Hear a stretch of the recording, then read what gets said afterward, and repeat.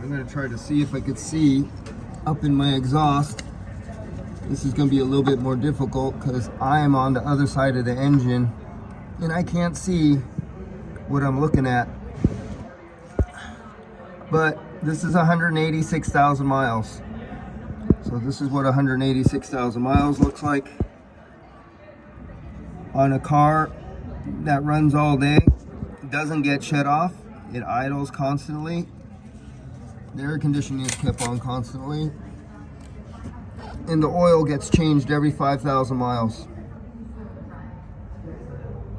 So you can see the valves in there. 186,000. Yeah, I can see I'm bending way over trying to see my screen.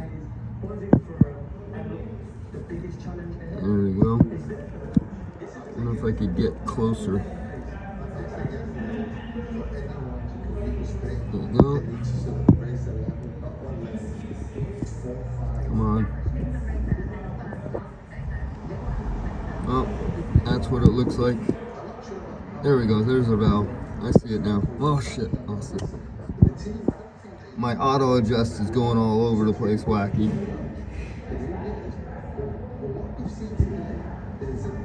Okay. So,